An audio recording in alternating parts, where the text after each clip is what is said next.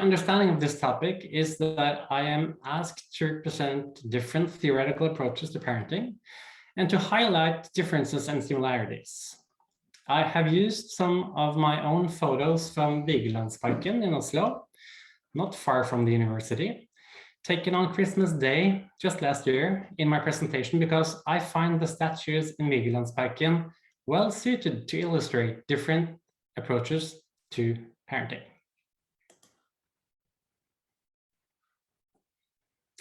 So during the next 45 minutes, I will go through the following agenda. First, I will present the relational, behavioral, and emotion-related socialization behaviors approach to parenting. Then, secondly, I will present differences between these approaches.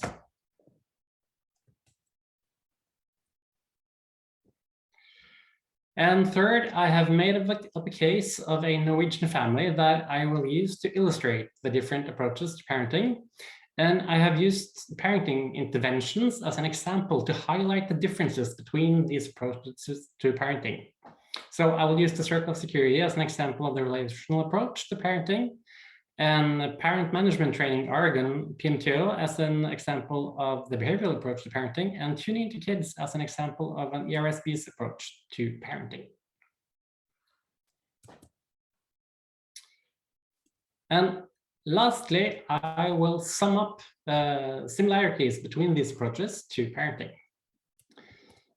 But first, let us start with the relational approach to parenting. So the relational approach to parenting focuses, as the name implies, on the parent-child relationship and how the quality of this relationship aids the development of children. And John Bowlby is generally recognized as the father of attachment theory, and attachment is the emotional bond that develops through interactions between parents and children from birth. And Bowlby suggested that children develop an inner working model of attachment as a mental representation formed by these early attachment experiences, assisting comfort-seeking and exploration behaviors in children.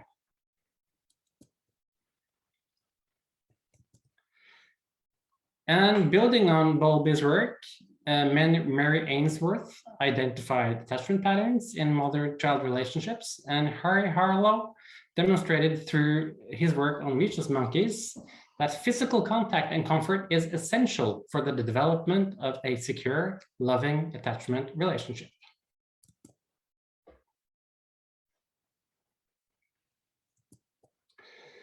So,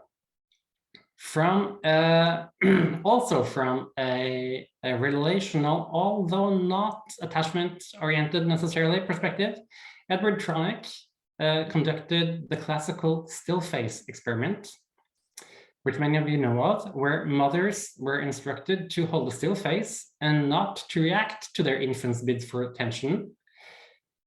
And when the mother did not respond, the infant was upset and dysregulated.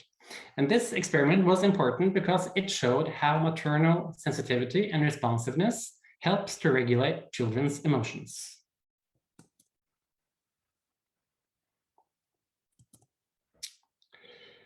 Daniel Stern in the 80s used the term emotional attunement to describe mothers' sensitivity and responsiveness to the interpersonal world of the infant.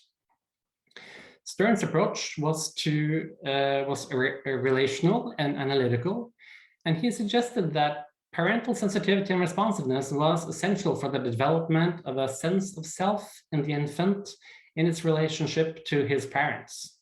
And in the 70s and 80s, Stern and other relationally oriented therapists working with parents started videotaping and microanalyzing recordings of parent-child interactions.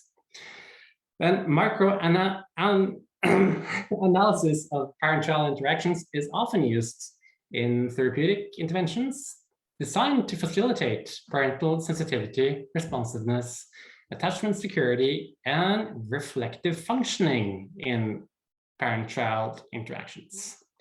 And reflective functioning is defined as parents' ability to understand children's mental states, and it's a concept introduced by psychoanalyst Peter Fonagy, and is closely related to mentalization. And mentalization is commonly referred to as the ability to understand or to read the minds of other people. And Fonagy and Bateman, they suggested that when parents mentalize their children, that is, when parents try to understand the minds of their children and validate their experiences, an epistemic trust in the parents develop. So epistemic trust is here defined as children's ability to appraise information from the world around them accurately and reliable, and to incorporate new information into existing knowledge domains. And Bateman and Fonagy, they propose that children develop epistemic trust through sensitive and responsive caregiving in attachment relationships. In other words, children develop a trust in parents as a reliable source of information about the world around them when parents act as sensitive, responsive, and reflective caregivers and a secure base in their life. So in short, the relational approach to parenting focuses on increasing attachment security, parental sensitivity and responsiveness, and parental reflective functioning and mentalization of children's inner experiences. So next, I will present the behavioral approach to parenting.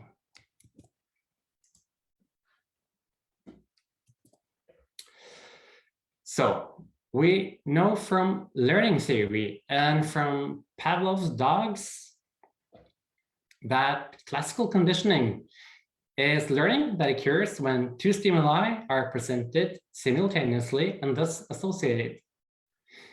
We also know from learning theory and from Skinner's rats that operant conditioning occurs when a stimulus is added or removed following a response. So remember also that learning theory, and this is important, learning theory is contextual and pragmatic. It states that a reinforcer is only a reinforcer if the behavior it intended to reinforce actually increases as a result of the reinforcement. If a reward, for example, a sticker, does not lead to more of the desired behaviors, then it's not, by definition, a reinforcer. And similarly, a punishment is only a punishment if it is effective in reducing behavior.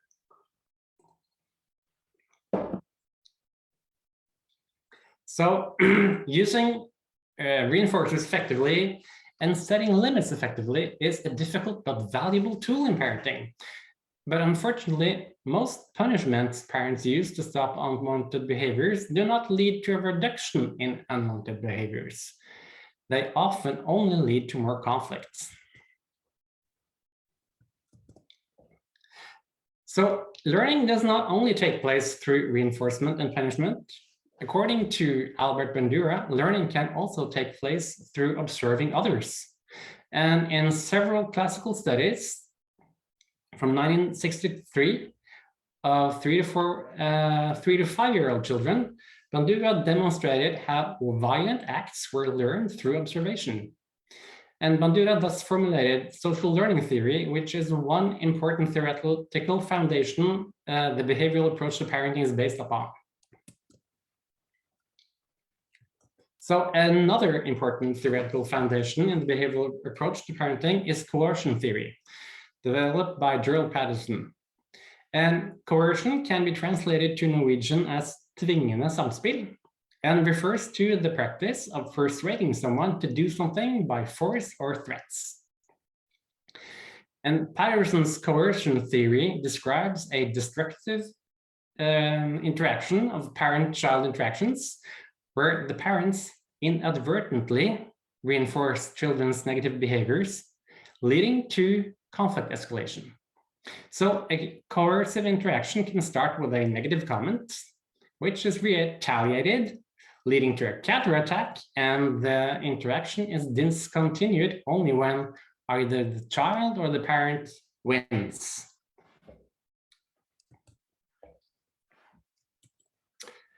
Thus, the behavioral approach aims to reduce coercive interactions and to increase positive parenting skills. And this is typically done by reinforcing desired child behaviors, positive parental involvement, and mild limit-setting strategies. A ratio of 5:1 is often referred to in the behavioral approach to parenting, meaning that the parents make sure to respond with 5 positive remarks for every negative comment in child-parent interactions. So let us now move over. Let me first change the slide. So let us now move over to this is a complicated long word, parental emotion-related socialization behaviors approach to parenting. So socialization refers to the process in which culture is attained through interaction with other people.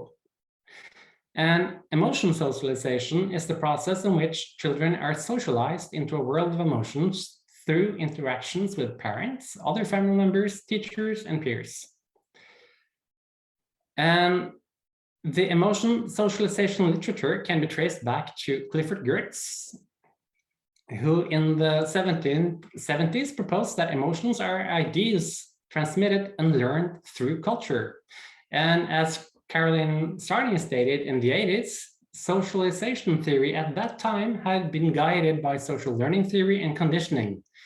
But in the early studies on emotion socialization, the emphasis was on how to express feelings appropriately in interpersonal relationships. And in 1998, Nancy Eisenberg, Amanda Cumberland, and Tracy Spinnered published a classical paper on emotion socialization theory. And they suggested a heuristic model that where the characteristics of the child and characteristics of the parent and cultural factors and the emotional context of the family contributes to what they called parental emotion-related socialization behaviors, or ERSBs for short. And these ERSBs are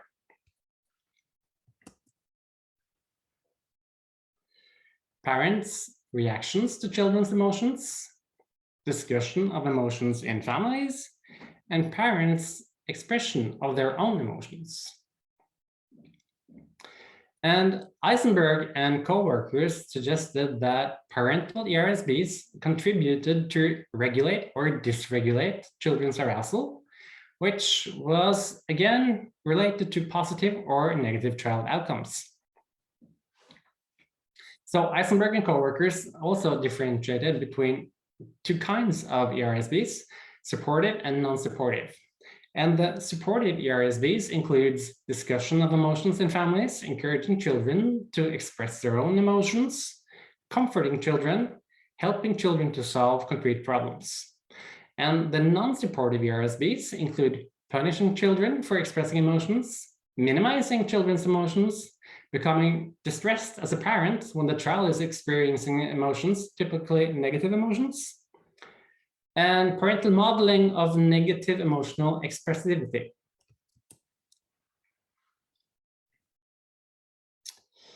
So, in a classic 1996 study, John Gottman, Lynn Feinsilber-Katz, and Carol Hooven explored parental emotional awareness and associations with social adjustments in 56 5-year-old children.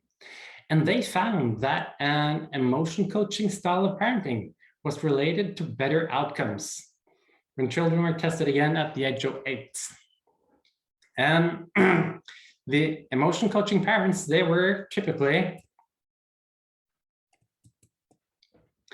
more aware of low intensity emotions in themselves and in their children.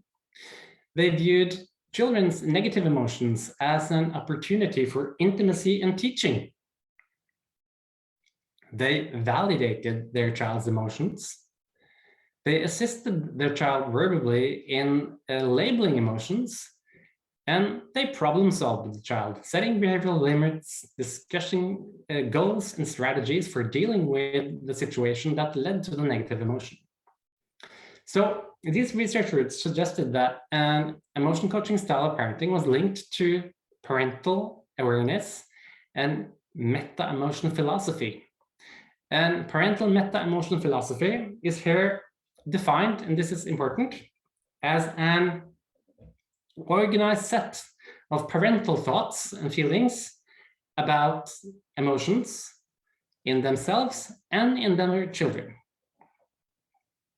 So in March 2020, an anniversary special issue of developmental psychology. Developmental psychology is a well-known psychology journal, celebrated Eisenberg incongruence Spinrad heuristic model. And in this special issue, Tracy Spinrad and co-workers published a short introductory article summing up where the field on emotional socialization is standing now, 20 years after Eisenberg and co-workers' original paper, in terms of consequences for parenting and child outcomes. And of course, this is easier than done, but the researchers suggest that caregivers should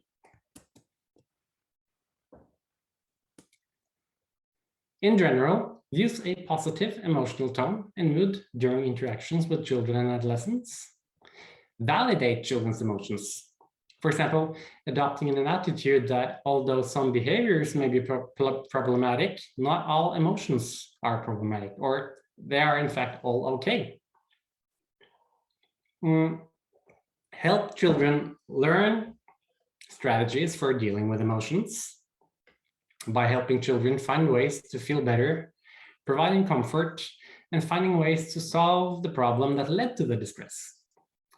Discuss emotions, including labeling emotions and acknowledging the context and causes of emotions. So, Spinrad and co-workers also pointed out some non-supportive strategies caregivers should avoid based on the evidence suggesting that these parental behaviors are positively related to negative child outcomes. So basically the researchers are saying that these parental behaviors are not so good for children's development psychologically. So again, avoiding these parental strategies is obviously easier said than done, but they still suggest that caregivers should avoid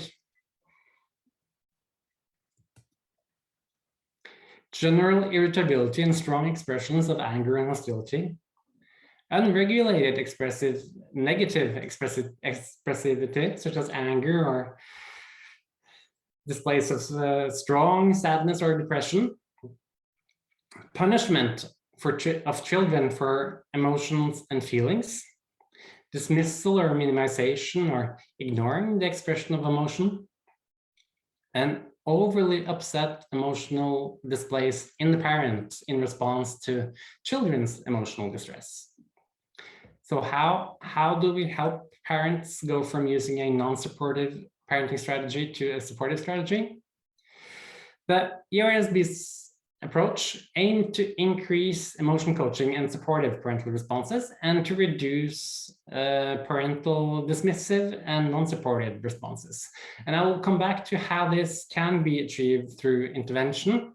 But before we go there, let us look at some differences between the relational, behavioral, and the ERSB's approach to parenting. It's a hard word.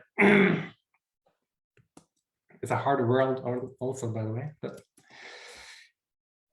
so this part of the presentation is based mostly upon my own reflections and my own understanding of the research field. So it's therefore to be taken as suggestions, personal considerations, and my own reflections as a researcher on the parenting literature. I will also exaggerate the differences. And remember, but in the real world, most parents and many clinicians and also many researchers, they do not conform to only one approach. But as demonstrated thus far, the behavioral approaches differs from the relational approach in that it is more focused on overt behaviors, whereas the relational approach focuses more on understanding the inner world of the child and the child's emotions. The ERSB's approach is also concerned with understanding the child's emotions, but focuses more on specific parental behaviors than on parental reflective functioning.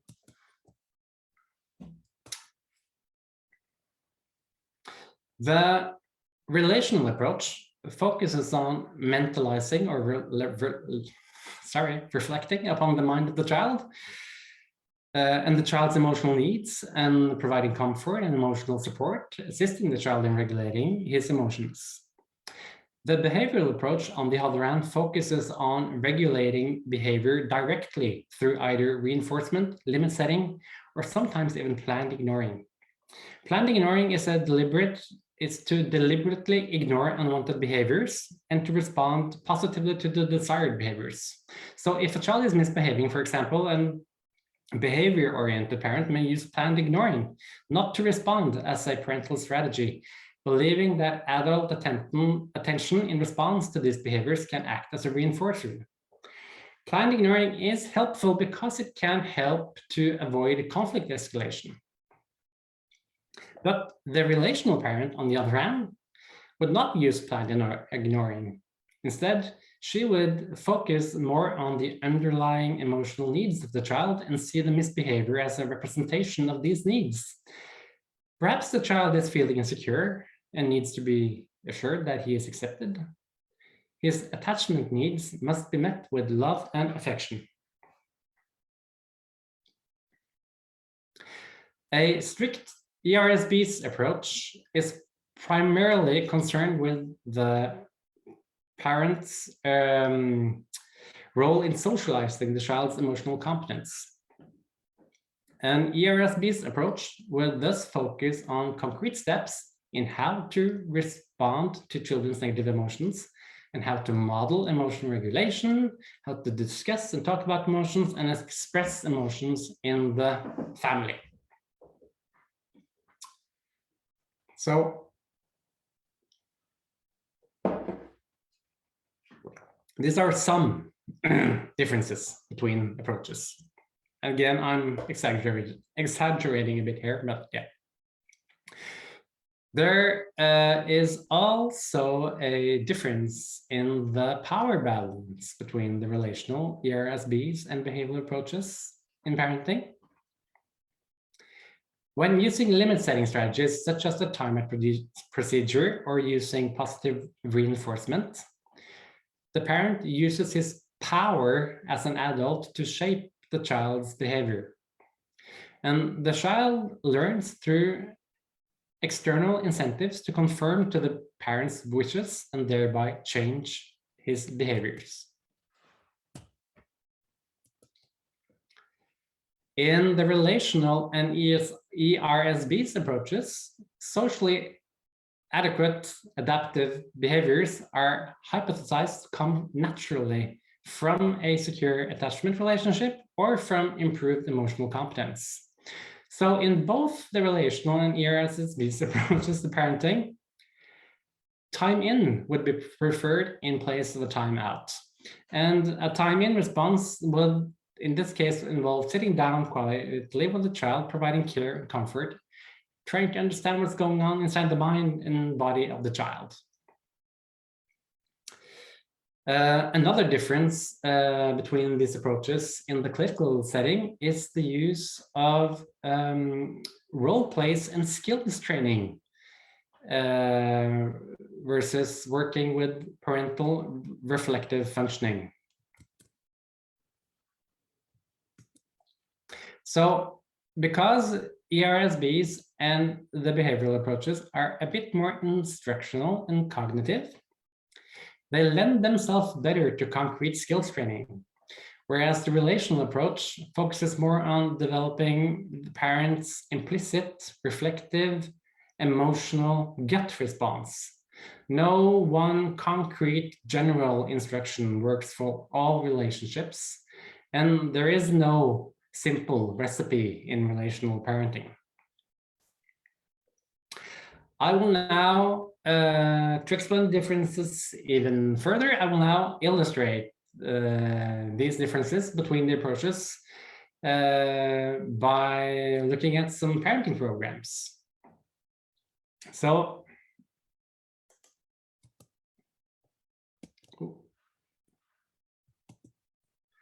I therefore made up this case of the Hansen family. This is not a real case, but let's pretend that Marit and Anders Hansen are married. Marit is working as a teacher. Anders is out of work as a musician due to the corona situation. They have two boys, Emil at 6 years of age and Ole at 3. The parents contacted the local municipality healthcare center because Emil gets into fights in kindergarten, and he can sometimes also be physically aggressive with his mother. And the parents are having a hard time getting Emil to bed, getting him up in the morning, getting him dressed and off to kindergarten. So these transitional situations are difficult. Little Ole, on the other hand, he is the ray of light in the family. He has many friends in kindergarten. He can sometimes be anxious at nighttime, and he doesn't like to be separated from mom. But the parents does however not present Lille Ole's anxiousness as a problem. So let's say that Marit and Anders contacted the local municipality healthcare center. And let us say that they were offered individual sessions with a relationally oriented psychologist, and they were offered the Circle of Security program. What could that look like? So, Circle of Security is an attachment-based parenting program commonly offered in Norwegian municipality healthcare centers and in hospital clinics. And Circle of Security can be delivered in either group or individual settings. And there are different versions of the program developed for different settings, either for clinical or normal populations. But the main aim here is to increase attachment security. And the program includes printed handouts and video material. And in the counseling sessions, parents and the psychologists analyze videotape recordings of parent-child interactions.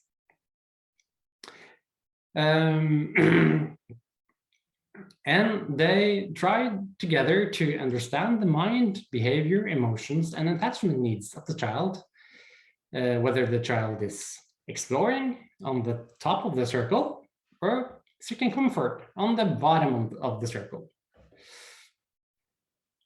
So,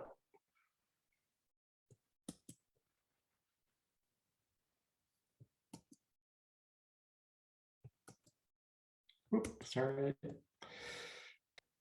So, Anders and Marit, they met with the psychologist Ingrid. And Ingrid, the psychologist, she takes a good time to build a good rapport with the parents. Ingrid listens to Marit. It's particularly hard on Marit that her oldest son, Emil, sometimes hits her. Marit speaks of her feelings of incompetence in her role as a parent. And Ingrid validates Marit's emotions. And at a later point in one of the counseling sessions, Ingrid asks Marit, what do you think Emil is trying to communicate? What is it about him? Is Emil envious about his little brother Ole and all the positive attention he's getting in the family?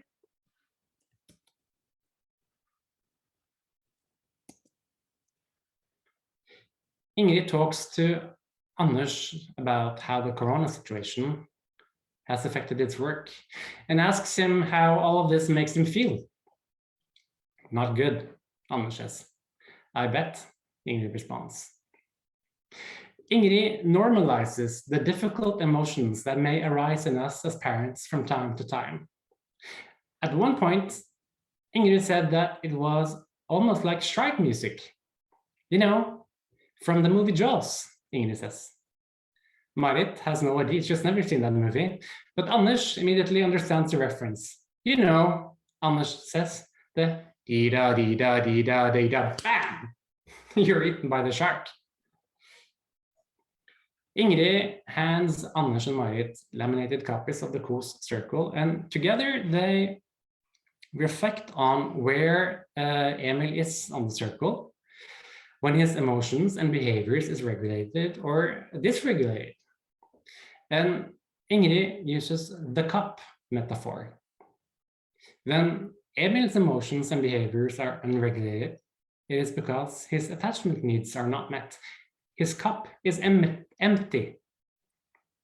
And Marit and Anders can help Emil by filling up his cup. For example, by responding sensitively as a secure base, although Emil is pushing them away. So,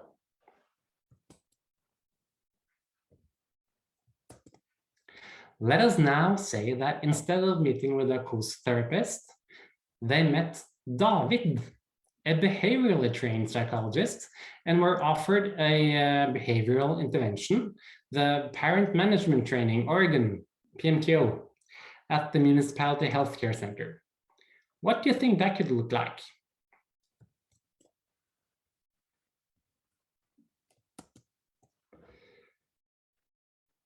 So the main aim of the Parent Management Training Oregon program is to reduce externalizing behavior problems in children by restoring a positive relationship between parents and children, so that the negative coercive family interactions are reduced and pro-social development is promoted and strengthened. And PMTO is offered in many municipality healthcare services here in Norway and focuses on learning parents new parenting skills, equipping parents with cognitive and behavioral tools to regulate their own and their child's behavior.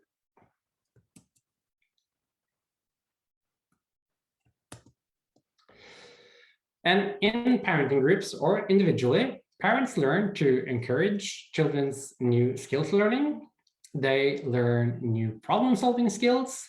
They learn about limit setting, monitoring children's behavior and whereabouts, and they learn to be more positively involved in the lives of their children.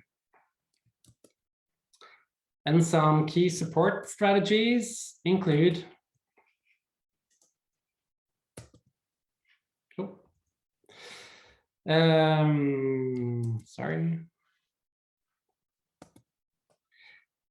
Some key support strategies include parental emotional regulation, communication, and school involvement. And as we said, so this is the PMTO group. So here we have David, the psychologist, Rita, the nurse, Anders, the father, and Marit, the mother, and all the other parents in the group. So the behaviorally trained psychologist, David, co-facilitated the PMTO group with Rita, the nurse at the healthcare center. And David taught Anders how, through coercive interactions, unwanted negative behaviors were reinforced. For example, whenever Anders brought his son, Emil, to the grocery store, Emil would start crying for ice cream. And he would always end up getting what he wanted, namely ice cream, to the dismay of both Emil and Anders. None of them were happy about the trip to the grocery store because they started fighting. So David suggested that Emil's crying for ice cream acted as an aversive stimulus to Anders. Yeah, it hits me really hard in the stomach, Anders said. I can't stand it when he cries. That's why I say to him that he must be quiet or he won't be getting any ice cream. David explained to Anders that his comment actually acted as a positive reinforcer because he is actually offering Emil ice cream. And on the flip over, David drew a diagram of the interaction in the grocery store. And David included the other parents in the PMTO group in the discussion, and they all agreed that the best solution would be to just say no to ice cream. But they also agreed that it could be sometimes really hard to say no, and it's hard to set limits in a firm but warm and concise manner. David therefore suggested that they do some role plays of limit setting. So first, he and Rita modeled the different limit setting strategies, and then he split the parents up into smaller groups where they all had a go at role-playing limit setting with their own children. They play their own children. And for Marit, the positive involvement component of PMTO was a really good reminder, because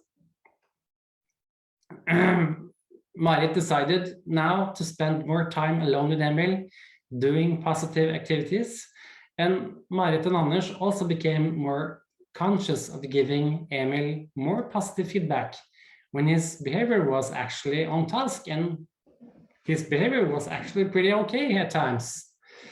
So with a ratio from 5 to 5 positive responses for each negative response, this led to a more positive climate in the family.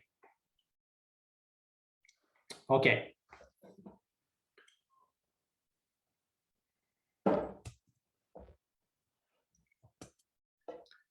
Let us now say that the Hansen family was offered an emotionally related socialization behaviors approach to parenting. The Tuning to Kids TIC intervention is now offered in many Norwegian healthcare services, aiming to promote parental emotional coaching and to reduce parental emotional dismissiveness and to encourage emotional talk in families.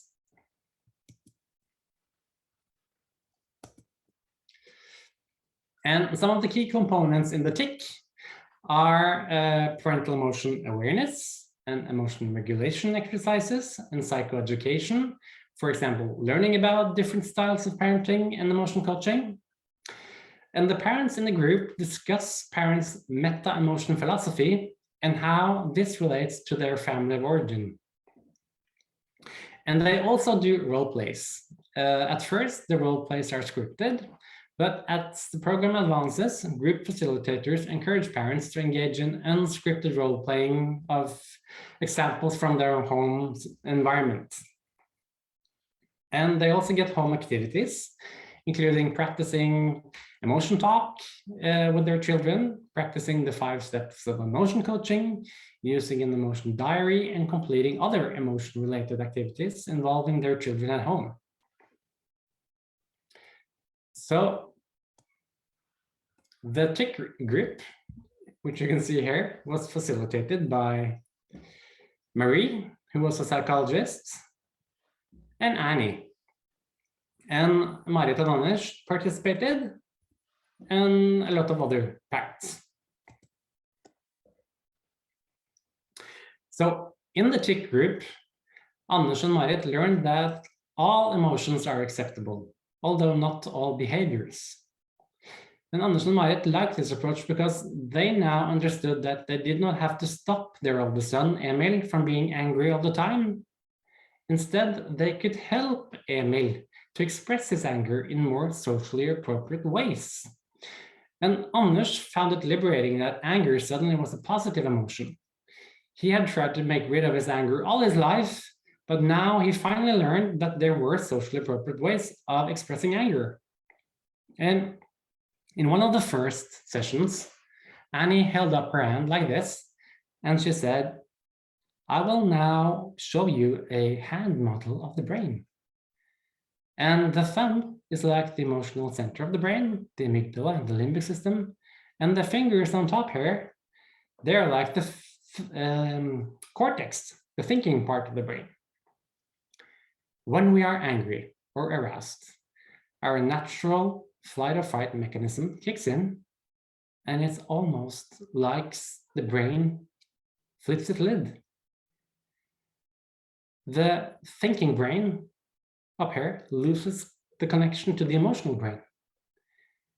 And there is therefore no point in talking much when either our spouse or our children are highly activated and aroused. To calm ourselves down, we need to feel understood and validated emotionally. As Dan Siegel says, name it to tame it. When you name and validate the emotion, it tends to settle down. And Marie said that there is a Norwegian psychologist called Dag Noranger who has made a video of the handle, and you can find that on YouTube. And Marit and Anders, they learned a new approach to parenting. It was a style of parenting called emosjonsveiledning, which is Norwegian and translates to emotion coaching in English. They both liked the emosjonsveiledning because it was so specific. It was almost like a recipe for good parenting. Anders and Marit loved that the role plays were scripted at first, and it made the take-home points more comprehensible. So we are now going to leave Anders and Marit here, but first let me sum up.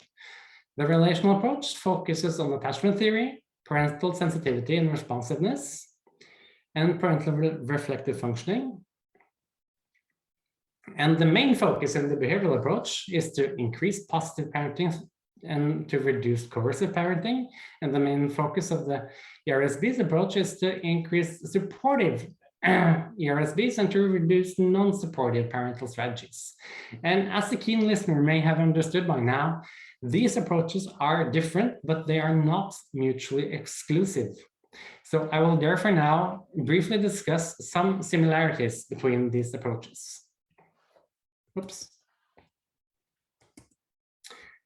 So the biggest similarity between these approaches is that they all adhere to what Diana Brownwind called authoritative parenting, suggesting that the parent is a warm but responsible leader of the family, high on parental warmth and high on control.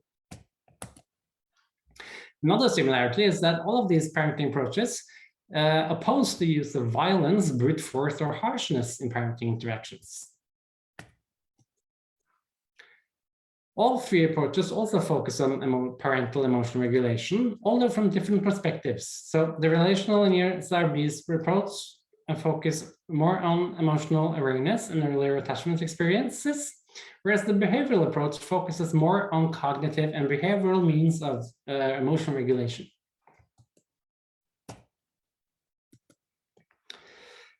Another similarity between these approaches are that they are all based on research, although to a varying degree. But some studies even suggest that parenting interventions have similar effects on outcomes. For example, a study by Duncombe and co-workers compared TIC to the Australian equivalent of triple P, the triple P, developed by Matt Sanders and his colleagues, and they found that effects were comparable. And to complicate matters further, all of these approaches to parenting can learn from each other, making the lines dividing these approaches more blurry. For example, Karen Salmon and co-workers, in collaboration with Matt Sanders, added an emotional component to the behavioral parenting program Triple P, only to find that the emotion enhanced version showed little or no advantage over the regular Triple P. And to complicate matters even more, many researchers, clinicians, and parents do not conform to one approach. John Gottman, for example, often talk of attachment, although his take on emotional coaching adheres more, in my mind, to the ERSB's approach compared to Leslie Greenberg's take on emotional coaching, which I would characterize as relational, not an ERSB's approach. So, to sum up, and again, this is my take on the literature, but I think all of these approaches should agree on some common advice. Show positivity and interest in your child. Reflect upon what's going on inside your mind and body and your child's mind and body. Assist your child in regulating his emotions and behaviors. Celebrate your child's successes in life. Support your child when life is rough. And take a break before you lose it. Thank you for your attention. These are my references, which I can email you if you want. Thank you.